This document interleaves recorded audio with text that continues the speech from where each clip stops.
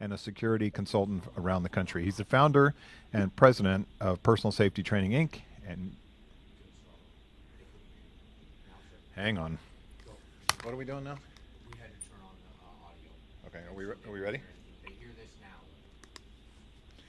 And welcome to Crime Time. This is Crime Time Podcast Episode 57. I'm Dr. Steve Albrecht, joining you from the Axe Media Group studios in Springfield, Missouri. For this hour, I'll be talking with David Fowler. Dave is from Idaho and a self-defense expert and a defensive tactics trainer and a security consultant around the country.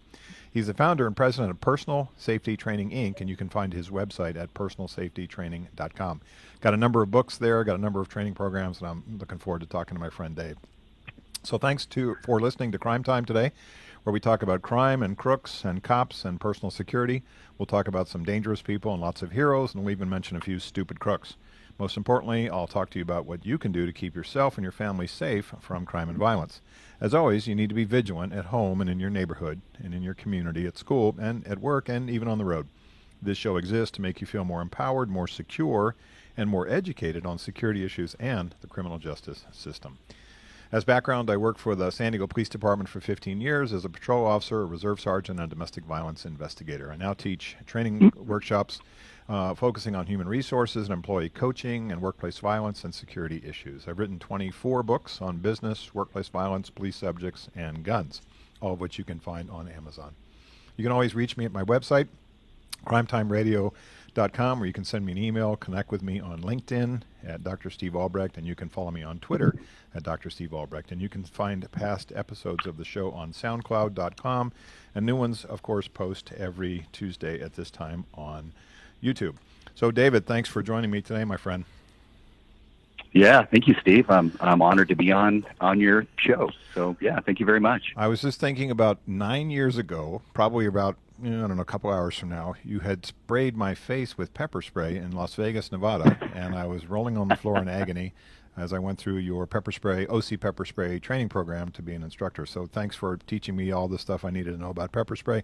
I could have done without the spraying part, but now I've sprayed it so many times that I now put it on my eggs. Oh, nice. So tell me about your background comes out of martial arts, and I know your story. When you were a kid, you got beat up pretty good by some guys, and you said this isn't going to happen again. Steve, that's exactly right. Here I am, a 12-year-old kid in the Northwest. I grew up in Washington State, and then eventually migrated over to the next state of Idaho.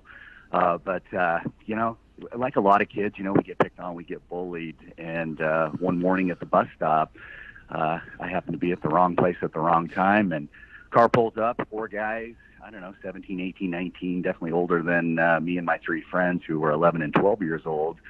And, I tell people almost every week, when you don't know what to do, you often freeze, and we're seeing that every day in America with violence and aggression. So we didn't know what to do. And these guys were calling us punks and MFs and this and that. And we stood there. We stood around. The best defense is to not be there when the attack takes place. And so these guys eventually got out of the car, started pushing us around. And then I opened my mouth, and I became the target of the 4 of them. And so as I went to the ground and went into the fetal position and they pummeled me, my 3 friends just stood there and watched. Can I fault them for that? No, they didn't know what to do. Eventually they were done pounding on me, and they got in their car and they left. A random act of violence. I was hurt. I wasn't broken. When you're broken, you go to the hospital. But I was hurt, and I was humiliated. I was shamed. I felt rejected. All the victim stuff that happened. Sure. And for weeks and months after that, I'd relive the event. As what we know. Post-traumatic stress. And made a vow. As a 12-year-old kid, that's never going to happen again. So my answer as a boy was, well, you learn karate, you get involved in the martial arts. So I did. And fortunately, my parents encouraged me and paid for the lessons. And I was the karate kid before, kid karate classes were popular. I was the only kid in our adult class, and went on to compete. And I started off, doing, the semi-contact stuff in tournaments, and then eventually got involved in full contact karate, and became a karate champion. Went to school, for criminal justice, and found out that, man, I couldn't make a living being a karate champion. I take championship fights for $500 in expenses. You can't feed your family on that. I had a karate school. It didn't make any money. And so ended up doing security services for a hospital in Washington State. And the whole training thing just kind of evolved. It evolved from that. You know, I didn't wake up one morning and go, hey, I want to be a security and a police instructor. It just kind of happened. But through the whole, you know, Steve, through the whole martial arts training, you know, it was more about building the confidence and the self-esteem and the character. As I look back now, than it was about the whole fighting thing. You know, that was the effect of it. But yeah, it's been an interesting road, and you know, guys like us, here we are today. You know, just trying to help people, you know, through what we've learned through trial and experiences, and you know, a constant desire to learn and grow and to help people. So, Dave, if you look for your career now, you were probably 10 years ahead of mixed martial arts fighting. That might have been something that you had went into and been on TV and all that good stuff? Yeah, you know, you know, people ask me about that. Hey, do you follow the MMA? And I'm like, you know, that wasn't my era. My life-changing event, you know, what wasn't really the bus stop incident. It was after I was already a karate champion, and it was in the mid-'90s. And so here I am, you know, I'm working at the hospital, and you know, I went from security officer to security manager and all that stuff. You know, you get into supervision, and I had my title shot, a world championship, scheduled in Vancouver, BC, in 1996. 2 months prior to the title fight, my dad, who was 52 years old, had a massive heart attack, and we lost him. Wow! And it changed me. My focus from myself through that tragedy went to others, and that's where, you know, I made another vow, is I want to teach people how not to fight, so how to defend themselves, how to de-escalate situations. So that was the event. So yeah, life changing stuff that happens, I think, to a lot of us. Yeah, you know, I've told the story on this show and to my friends, and I think you know it too. And I was 15 years old, 16 years old, 15, I think. I got robbed working at this grocery store in San Diego, and you know, a guy put a gun to the back of my head when I was laying on the ground, and I said, this is never going to happen again. If I survive this experience, and I was a 110-pound skinny wrestler kid. If I survive this experience, I'm going to go be a cop. I'm gonna put guys like this in jail. I'm going to lift some weights. I'm going to do some push-ups, and you know, I'm going to be ready when I get out of college to go be a cop, and that's what I did. And so those kinds of, you know, watershed sort of crossroads moments. I mean, my original plan was to be a baseball player. You know, I wanted to play second base for the Orioles. And that experience said, you know, there are predators in this world, and you know, we need to keep ourselves, you know, away from these guys. And you know, and you and I in our world are saying, how do we stop these people from harming our clients, our friends, the people we care about, and our families? So, Dave, one of the things that I think that's people really don't know, and maybe they see it sort of on the periphery if there's an event, is how dangerous healthcare environments can be. And you talk about it in Washington, but you know from your experience and as a trainer, you've been to healthcare facilities, clinics, and emergency rooms, and you know, on a Friday night or a Saturday night at midnight, these places are dangerous spots. And you look, you know, at the evolution now from your day and my day, you know, where the thought of having armed security inside of a hospital emergency room would never happen, and now that's just how it is. Exactly. Oh, exactly, Steve. You know, so our training company, that's what we specialize in, workplace violence prevention. And our client base, I don't know, 80-90% of it is healthcare nationally. And so, you know, we'll meet people on planes, trains, and automobiles as we travel, like you do, you know, especially prior to COVID. You know, that's another topic. But, you know, people would ask you, so what do you do for a living? You travel a lot. And I said, well, we teach violence prevention. Well, that's interesting. Who do you teach that to? And we say, well, mostly healthcare. And people, you know, they tilt their head and go, really? Healthcare? And then I'll ask a question. They go, oh, and the question is this: who wants to go to the hospital? Right. Nobody, right? Nobody wants to go. So automatically, you've got people who are in crisis. They're stressed, and now add on to that having to wait, substance abuse issues, mental health issues. It's a cocktail for conflict. And today in healthcare, you know, you think about it, Steve. All violence and aggression ends up at the hospital. Right? Police are involved in a shooting. They get hurt. Somebody gets hurt. It all goes to the hospital. You make a statement, you're going to hurt yourself. That's a trip to the hospital for a psychiatric evaluation. So it's you know, you got departments, obviously, like, you know, the emergency department and psychiatry, mental health that are prone for it. But really, patients are throughout the medical system, and so there's issues everywhere. The current statistics nationally, per the Bureau of Labor and Statistics, is that healthcare has the highest level of non-fatal assault for any other industry in America. And it leads all other industries by like 5 times greater. It's amazing. And, police officers get killed way more than healthcare folks, but the non-fatal assault rate it's off the charts, and most of it's unreported. So it's crazy. It really is.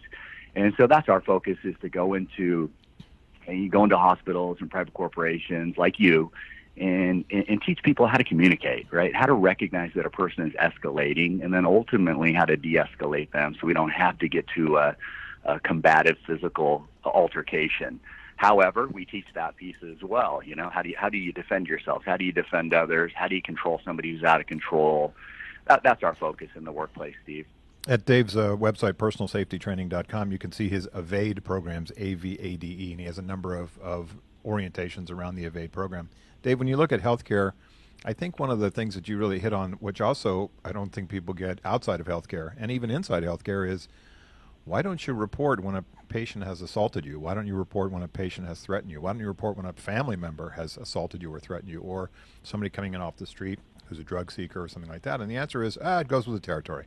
It comes with the job. Right. So you look at healthcare, right. you talk to clinics and ERs and nurses and techs and people like that in your client base, and they actually think it's sort of part of the job. It's part of the job description. I always find it really unusual to talk to healthcare people, and it's admirable, but it's wrong, that they somehow think being assaulted, threatened, spit at, kicked, punched, bit, whatever it is that happens to them is somehow part of their job description, whereas you and I in another job would never tolerate that. Exactly. Yeah, there's a lot of mindsets and paradigms around why we don't report. So the common one, you said it's just part of the job.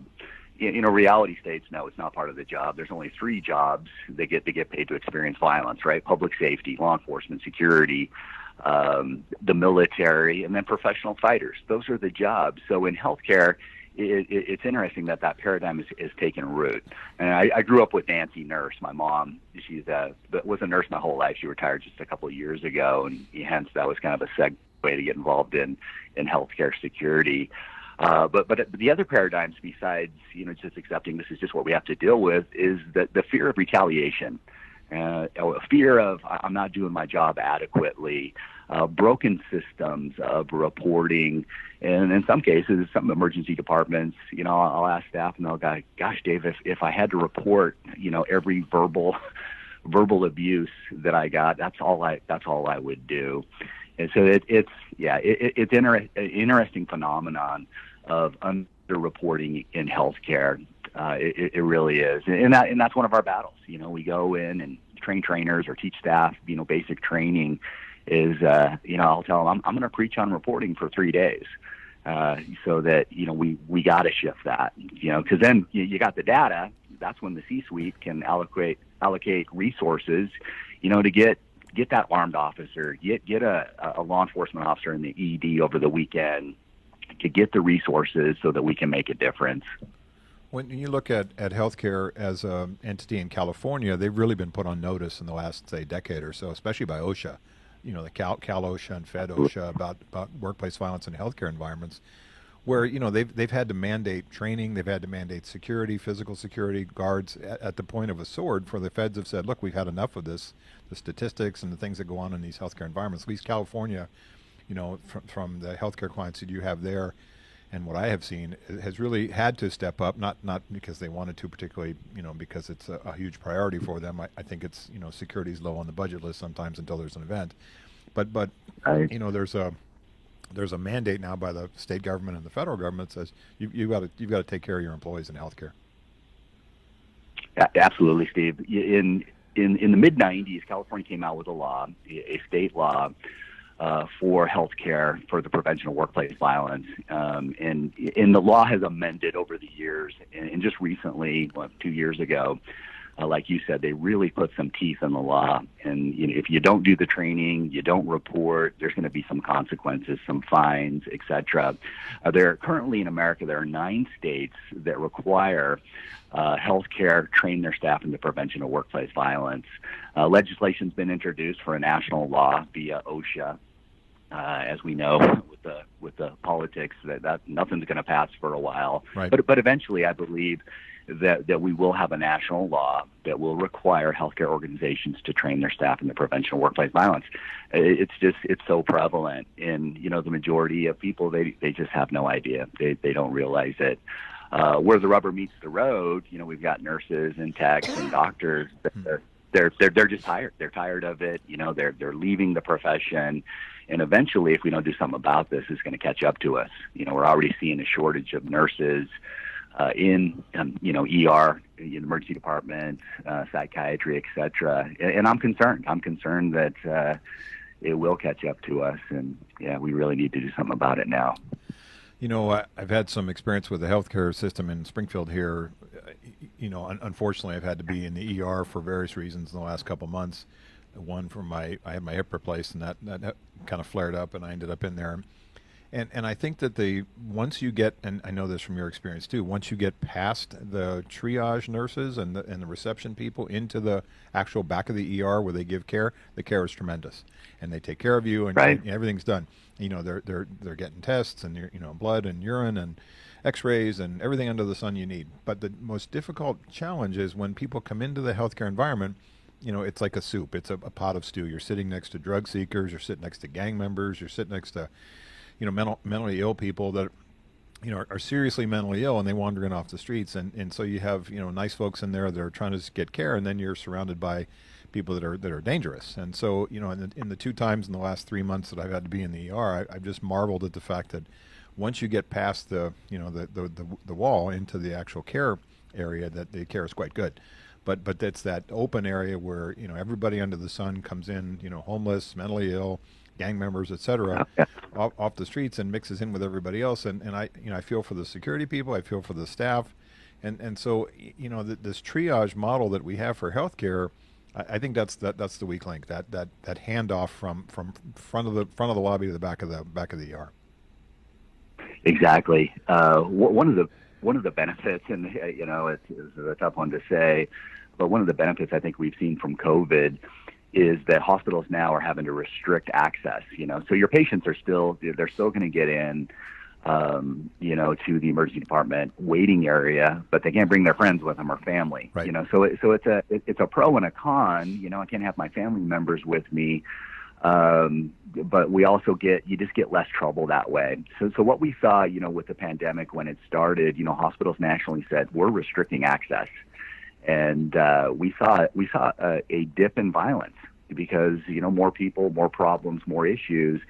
But now what we're seeing, it's coming back. And the reason I think it's coming back is, hospitals are still restricting access, but our mental health population in America, you isolate people and, they don't have access to drugs, whether those are prescribed or not prescribed. Right. We're seeing a lot of volatility. But you're right, Steve. Overall, it's a cocktail for conflict because you got a bunch of diverse crises going on, and then just average Joe. The average person going in. You're in the middle of this, and so. Interesting times we are in for sure. So you look at the COVID piece for you as a trainer and me as a trainer. I haven't been on an airplane since February. I mean, everything's Zoom now.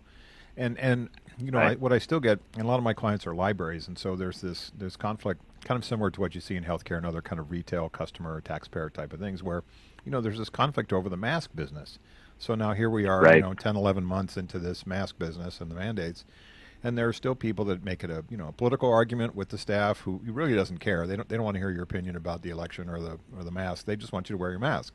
So I have a lot of Exactly. conversations in training, which is, can we provide services to people that don't wear masks? And the answer is no, but sometimes we have to do the best we can in terms of our employees, in terms of space and distance and hygiene and masks and things like that. So how do you, as a trainer, discuss we have to serve people who come in even if they're not following the mask mandates? What's your discussion with your clients about that? Oh gosh, the whole mask thing. You're right, Steve. So not only have we seen, verbal aggression, threatening behavior, but for goodness sakes, this whole mask issue has turned into physical assaults, shootings, murders, because people, they just don't want to be told what to do. And so how we address it, I'll give you a couple examples here. Is one, just in the approach. How we de-escalate individuals. You only get one chance to make that first impression. So in that initial contact with an individual, and this is a police officer, it's all in the approach. If you need to get your mask on, well, automatically people are going to be defensive. But we approach, to the side where our hands are open, we're non-threatening in our body language, and we ask a question. Sir, ma'am, did you know that to receive care here, to purchase products here, you have to wear a mask? I'm really sorry. But just coming across as a human being, and we all know that tensions are high. People are so ready to be offended, but we're part of that equation as responders. Whether it's healthcare, it's a librarian, a corporate worker, you're in the equation. So that's one piece in it. Another piece on the training side, like you said, you haven't been on the road now for months. We've been a little bit different, because healthcare is essential. But we are getting some hospitals are pushing back, saying, well, we don't want to expose staff to COVID in training. I'm like, well, that doesn't make sense, because I think they're going to be more exposed in the emergency department. Right. And what isn't, so we don't train them. So now we got a higher risk of them being injured because they're not response able to respond to situations. I've been on some national calls about it. As far as social distancing goes in healthcare, that's an oxymoron. How do you provide care, put the blood pressure cuff on from 6 feet away? Exactly. You don't. Exactly. So we'll be in Boston next week at a healthcare facility with an open seminar with a bunch of different hospitals represented there. And these are the things that we talk about, universal precautions, for, things that I think trainers should be doing already. Right. The whole mask thing, I'm not fond of it, but it is what it is. If I want to go in the corporate world, the healthcare world, I'm putting a mask on. And the bummer with that, it's hard for people to read me, and it's hard for me to read you, because you're taking 2/3 of the face away, which expresses the majority of our emotion. Well, you're a lot more handsome than I am. I think a lot of people are grateful that I have my mask on most of the time. So. I don't know about that. So we're talking with Dave Fowler. Dave's the president of Personal Safety Training, Inc., and you can find his website at personalsafetytraining.com. Take a look at his Evade programs and the 4 books that he has on there. Do I have that right, Dave? 4 books? I've as far as personal books, 4, and then I've written a bunch of textbooks. They're training books, but nothing to your caliber by no means. On his website, you got Be Safe, Not Sorry. You have Violence in the Workplace, and he has 1, 2, and 3 versions of that book in 3 different versions. He has To Serve and Protect, and also To Survive an Active Shooter. So take a look at that at Dave's website. Sorry, Dave. At your clients, pretty broad brush. You have hospitals and clinics, you have casinos, transit authorities, museums, event centers, hotels, utilities, colleges, and universities. Each of those really has a kind of a unique, in the COVID era, kind of an issue now. You look at colleges and universities, and they're not on campus. And so, some are, some aren't, but a lot of kids aren't on campus. You look at utilities that are, your clients that's an essential business. Those people have to go in the field and do their work. Hotels is a super dynamic issue now in terms of the virus. Event centers, that thing doesn't, those things don't exist anymore. Museums, a lot of them just went to sort of a virtual model. Transit authority, another required business. But talk about casinos. I mean, they're sort of in there's a unique emotionality that I see in casinos. You watch the TV shows, the commercials. You have a lot of really handsome young people or handsome older people, winning money and throwing their hands in the air, and everybody's excited. Oh yeah. And they're all wearing, nice dresses and blazers, and they're eating really good food at the casino. And then you go to a casino and people smoke, and it's noisy, and it's, there's a lot of stress there. I look at, I've done a lot of casino work, and it's like, wow, this place is, there's a lot of guys in there that, it's Tuesday afternoon and they've just lost $3,000. Right. What's your sense of casinos in terms of sort of, the COVID and the emotionality? It's not always, the friendliest place on earth, unlike what the TV commercials show us. Yeah, exactly. From the protection perspective, fights and assaults, they do happen. Vegas is really seeing an increase right now. We were in Las Vegas last week, first time this year. Usually there a number of times because of our client base. But dealing with drugs and alcohol, obviously in the casino environment, people that are stressed because they're losing, those are the big issues. Theft, places like Vegas and other. We also do the tribal casinos. They don't see it as much, but where you're going to have money, you're going to have predators that are going to want to take advantage of people. So those are the big threats on the security side. And of course, we go in and teach staff and powers of observation, how to approach people, and then there's standard operating procedures for handling money and that kind of thing. But it can be volatile. I don't think it compares really to healthcare in the level of aggression and violence that they're seeing. Right. But they definitely need it. They need training. Without training, what do? We fight, flight, freeze versus being responsible. Another big issue. This is interesting with the casinos. Earlier in the year when we had the shutdown, it was, talking to different security directors, they're like, Dave, we never even thought about this because we were a city that never shut down. Right. And so our front doors, they were never installed with locks. Right. And so now we're having to, revamp and restructure how to lock our doors. And now things are open but with social distancing and everything, it's a different dynamic. You're having to be screened when you come in the majority of the casinos. They're checking your temperature and those kind of things. And of course, the mask mandates. It is a new world, that is for sure, because of COVID. And there are some pros. I hate to, don't want to be negative Ned here, but there are some pros to the COVID. Well, in regard to security. Yeah, I think, I just saw a travel book that was written by an international travel guide, a million miles a year kind of a flyer. And, he was just talking about all the things that you really take for granted in terms of, what we touch and, whether it's elevator buttons or it's, restroom door handles and, your phone and all these things. And, actually I read the guy's book and I get a little paranoid because everything that we touch has got microbes on it. So you think about all the things that you touch, and there's some horrible statistic that 30% of people don't wash their hands after they go to the bathroom, which is creepy. And right. one thing about the pandemic is really not only does it help us in the COVID piece, but also the flu season piece, which we're coming into. And so I don't discount the I don't discount the value of a lot of these preparatory safety precautions, especially if you have the kind of work as your clients do, which is high human contact, a lot of people through facilities either as customers or patients or taxpayers or whatever it is. So that part, I think we'll get some benefit from the COVID in terms of maybe just advanced hand washing and other things that really protect everybody from all the stuff that's spread around. Right. Yeah, Steve, and our universal training precautions, like most people, I had to post a COVID page on the website, and it's still up there, and with some videos on how trainers can conduct training in the midst of pandemic, right? So if violence and aggression isn't going anywhere, we still need to train staff. And so and these precautions, I think they're not going to go anywhere, and I think it'll just be the standard, even student to instructor ratio. And we used to do classes, we'd have 24, 30 people. We're lessening that so we can keep the social distancing, having everybody wear the nitrile gloves. You think about that as a police officer or a security officer. Would you ever go hands-on without gloves on? And we go, well, heck no. But then we get to the training environment and we don't wear gloves. Right. So just these little things. And, I'm also advocating wearing long sleeve shirts. We're teaching how to do a takedown or handcuffing, those kind of things. There's going to be some contact. And so let's minimize the skin exposure by covering it.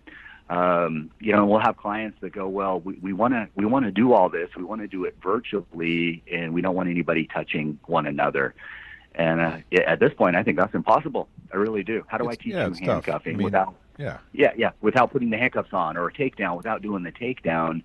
And then I have to laugh and go, okay, you're an essential worker. You're dealing with violence and aggression on a daily basis, and you're more concerned about the exposure to your staff that are following PPE requirements, universal precautions every day, but you want to expose them to violence and not give them the training. So, oh yeah, that's my.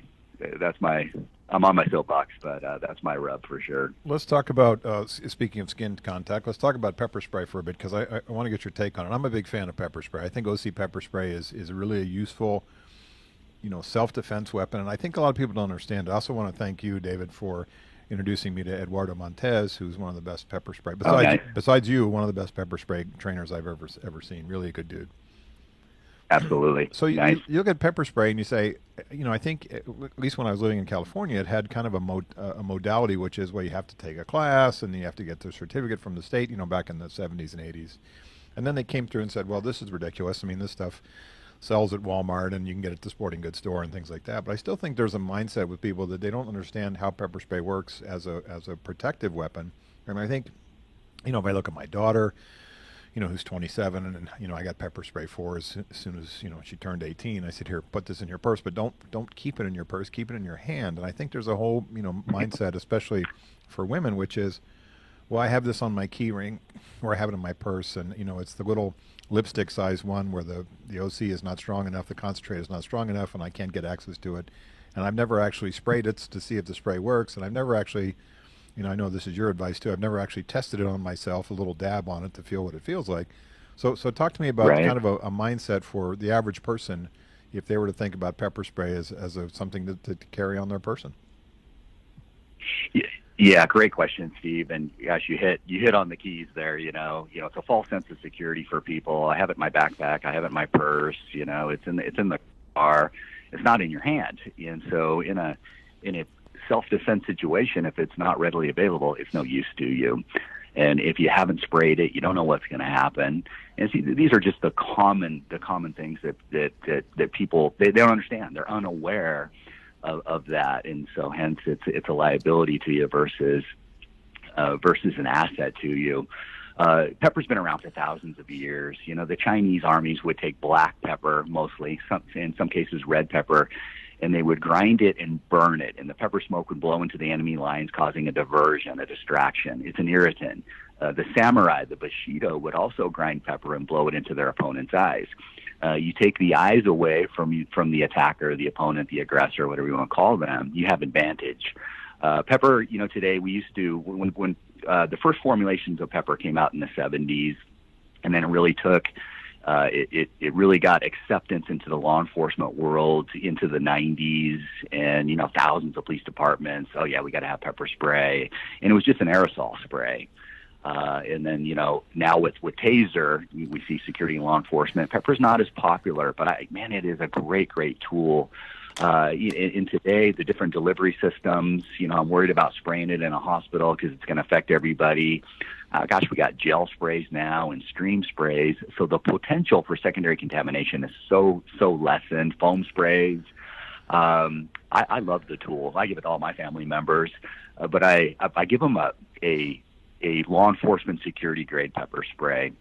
Now, I get no plug for this, but I get nothing for this, but I'm going to plug a company called Sabre. And LAPD, NYPD, two biggest police departments in the country use their product. And Sabre is SABRE, and you can Google them. But they've got a bunch of civilian versions, and you can get a canister that also has got the trial spray. So you put the inert in, and you teach your family member, okay, go ahead and spray it. Here's how it's going to come out. And that's the goal, right? You spray to the face of the aggressor. It takes their eyes away. It irritates them. And then you run and report it to the police for security. So there's, when you go through a law enforcement security training like you did with me, we're going to look at, cross-contamination. We're going to use, what you advocate, contact and cover. Right. You wrote the book on that. So there's all kinds of tactics and techniques. But for the average person, have it in your hand, spray to the face, make sure you shake it up so that the mixture is, it's going to work for you. But also know this, it's not going to work on everybody. It's going to work on most people most of the time. There is no 100% self-defense tool. But I am a big fan of pepper as well. I like your, training modality, which is also not only do you draw, shake, but also you warn, right? Step back, I'm going to spray you. Step back, get away from me. Get back. And then, people hear that, and also don't spray the back of your hand. That's important. If you're going to put your hand up to sort of protect yourself, don't spray the back of your hand. I've seen cops do that. So my thing about pepper spray, and I'm a huge fan, is I think people don't use it enough. I think they get, homeless people, mentally ill people, angry, scary, violent people come too close to them. I think pepper spray would be useful to keep them away. And then the second is, I think we're sort of stuck in this sort of 1960s protest, fast forward to today, Portland, Milwaukee, Minnesota, New York, where cops are using, tear gas now, or whatever they call tear gas, pepper spray now, and various forms of that, which the news media just kind of, goes back to the 1960s where we're blasting these poor, peaceful protesters that are standing around, the ones with pipes and the ones with, fire bombs, those peaceful protesters. So I think there's a connotation to pepper spray, which is negative. You agree? Or I do. And, often, without the knowledge and understanding of what pepper spray is, pepper is a food product. Right. And so the main ingredient that most manufacturers, when it first came out, was cayenne pepper. But, oh my gosh, it's any of the pungent, fleshy pods of peppers. I know Sabre, I know the owners, and they buy a ton of their peppers from Indonesia. These peppers that I can't even pronounce the names. But it's a food product that often gets categorized as a chemical spray. Right. And so the chemical sprays, are the tear gas and the mace. And the effectiveness between all three, I'm going to put pepper at the top. But it takes a bad rap because we think we're spraying chemicals on people. And you're right, these peaceful protesters, it's going to wear off. The studies that have been done, to my knowledge, I do not know of one in custody death that pepper spray was the leading contributant to the death of the subject. It's other factors. So it gets a bad rap by the media, but I think it's a great tool. It's one of my self-defense favorites. I teach any family member, any person in a matter of minutes how to use this self-defense tool. So, how cool is that? And you look at the and you know this better than me. What's the best sort of ratio? You see sort of, 0.25%, 1%, what's the ratio, especially for the Sabre products, that seems to be the best bang for the buck in terms of the actual ratio of the OC in there? Exactly. Well, when pepper first came out and was introduced to the law enforcement security realm, it was rated by what's called Scoville heat units. And Wilbur Scoville, a pharmacologist from the 1900s, it was a way of testing the heat of the pepper, ultimately by tasting it. And so that's been replaced by what is called high-performance liquid chromatography. And why I plug Sabre is because they test every lot. And so now they still mark their brands with 2 million Scoville heat units, which I think is a baseline. But the capsaicin weight level is really what puts the pungency in the spray itself. That's right. What's extracted from the capsicum. So you hear this term OC. Well, what's that? It's oleoresin capsicum. So it's insoluble in water. That's what puts the punch into the pepper. And so you want a product like that, but there's others, Fox Labs, The Guardian, Airco, Defensive Technologies. These are all, law enforcement grade, security grade pepper. It's not your knockoff stuff that you're going to get at the Big Five store. You get what you pay for. Office Depot. And for goodness sake, yeah, exactly. For goodness sakes, you can Amazon almost everything today. So, it's not restricted for most people. You do want to check, you do want to make sure whatever state you're in that you're lawful in whatever you carry. And there are some restrictions in different states. So we always encourage people to do some Google, do some searches, and make sure you're lawful in everything you do. Sure. We got about 5 minutes left, Dave. I want to talk to you in kind of a pivot here and just your opinion. One of the things that I find troubling in corporate America, whether it's public sector or private sector, is the lack of sort of a policy initiative, a national policy initiative on bullying. And so I know that, from your work, you look at how things escalate. And you say, how much of workplace violence can we tie back to the desire for revenge? And, whether it's fatal violence or it's some sort of fight or something where you have wronged me, you've shamed me, you embarrassed me, you broke my heart, you did something which, threatened my job. And you look at these perpetrators, especially in the workplace, who have revenge on their mind. And so much of this goes back to how they were treated by their employers, by their coworkers, by the HR department. You know, I always talk about, you know, how we do terminations with empathy and dignity and things like that. So kind of talk to me about Absolutely. your sense of bullying. You know, we have a national protocol in this country about sexual or racial harassment. There's policies for it. There's consequences. There's support for victims. But I don't see, you know, there's no, and if you look at schools, why aren't we using a model which is similar to what we see in schools as to how we handle bullying? So what's your take on sort of where we need to be in the bullying piece? Oh, I 100% agree with you, Steve. You know, bullying, you know, it's a form of workplace violence. And unfortunately, in industries, or even if you want to use the term culture, it's ingrained, right? In healthcare, you know, I'll have staff fill in the blank. You know, nurses eat there, and they all say young. And so it's that form of hazing. You know, let's pick on the new recruits, you know, and get them prepared for the real world. You know, so it can happen in healthcare. It happens in the police department. It happens in the fire department. It happens in EMS. It can happen in security. It happens in the workplace. But I think that the national awareness that I'd like to see is that, one is, you know, this harassing behavior towards one another is a form of workplace violence. So just having that awareness that, okay, you're on notice that this is unacceptable and we have no tolerance for this. If we want to prepare the new recruits, the newbies, for the harsh reality of the world, well, there's other ways. Right. You know, it's called empowerment, building confidence and skills in individuals. That's where I think we need to go with it. And you're right. You know, what we're doing in our school systems, and, you know, everything is about awareness. You know, that's our first A in our evade training programs. Everything in life begins with awareness. You know, have you ever said this? I would have done that, but I just wasn't aware. So raising the awareness of what bullying is and the problem that we're having, because it leads to big stuff, right? I come back, you know, a person comes back now and shoots that person that's been bullying them for months, years, however long, and it's an issue for sure, Steve. So, you know, I've interviewed 3 workplace murderers, a guy that killed 2 people at a company in San Diego, Elgar, and then another guy that killed 2 people at General Dynamics in San Diego. And then I interviewed Scott DeCry, who killed, you know, 8 people inside his ex-wife's beauty salon in Seal Beach, California. I interviewed all these guys in prison. Oh, yeah.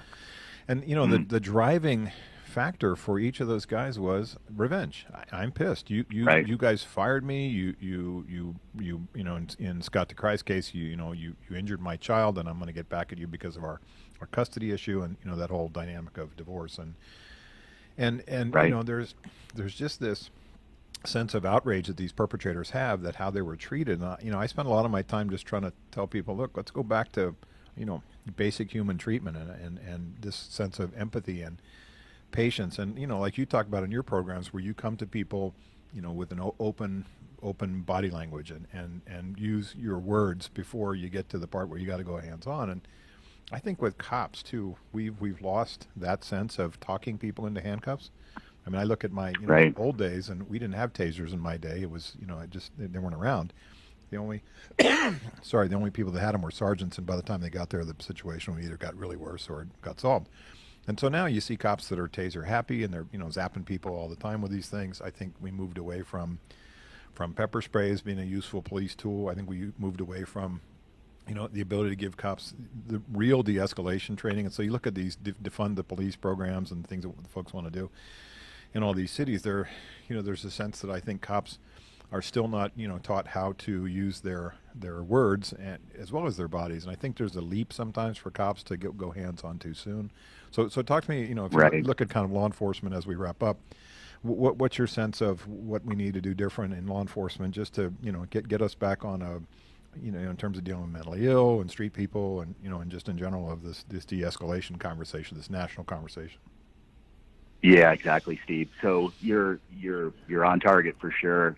You know, the buzzword today is de-escalation, you know, and how much time do we spend on that? You know, so your average police officer today is expected to respond to a multitude of situations, and you know, they're micromanaged. You know, the spotlight's on them, the camera's on them for everything that they do, but we give them hardly any training. You know, they go through the academy, they get some, you know, so whether that's 2, 3, 4 months, whatever that may be, and then they get some annual refresher training, some compliance training, but really, is it effectual? Are we? So that's how I look at it. So defund the police, that is absolutely ridiculous.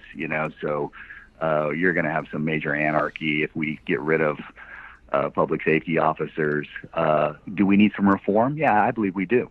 And of course, I'm biased in a training sort of way that it goes back to how we train individuals. I can't expect you to respond a certain way unless I've taught you how to do so. And are there some that are going to be disqualified that can't respond that way? Of course. Right. And that's why we do ongoing training. It's not a one and done. Right. It's continual. And so that's I think that's where the focus needs to be.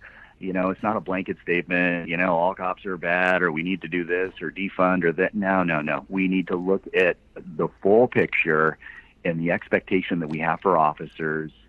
Let's give them more crisis intervention training. Let's give them some effectual de-escalation training, scenario-based.